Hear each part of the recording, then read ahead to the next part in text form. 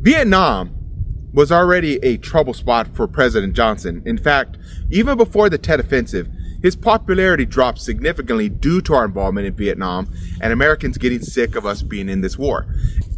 President Johnson decided not to seek re-election, and thus President Nixon was able to come in to the White House, and his promise was to get us out of Vietnam. That was one of his promises.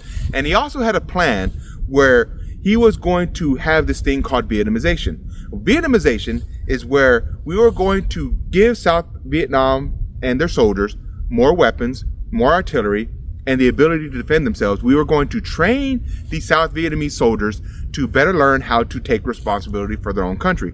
We were going to have them do military drills, we're going to have them do military exercises, and we're going to instill this will into the South Vietnamese to defend their own country. While that's happening, President Nixon is living up to his promise that he's going to try to limit American involvement in Vietnam until he says, well, the Viet Cong are in Cambodia. The Viet Cong leadership are there. We should snuff them out.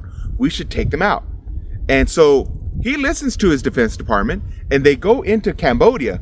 And wait a second, Cambodia is an entirely different country.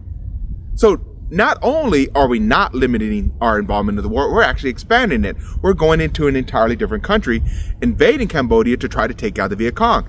Now, Cambodia is like, hello? What are you doing here? And so now you have another segment of Southeast Asia not too happy with us. This type of action also led to fierce opposition within the United States, as many Americans now view President Nixon going against his word, he's going against his promises, and now you're having anti-war protests go up significantly. Now, President Nixon wasn't fazed by this at first because he believed that these anti-war protesters were loud, but they were really the minority, that most Americans approved of his approach. He just said that they were the silent majority. No. They really approve of what I'm doing. It's just that they're just silent about it. They're not going to be as loud and boisterous as anti-war protesters.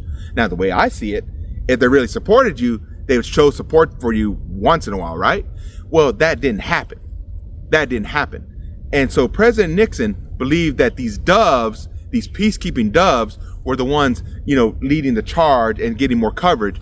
But, his hawk-like approach, this showing aggression, showing toughness, showing tenacity, that we were going to get the job done, that they was better appreciated by the majority of Americans. Well, that wasn't the case. The American involvement in Vietnam, its polling, it was fiercely negative. And so President Nixon had this wrong.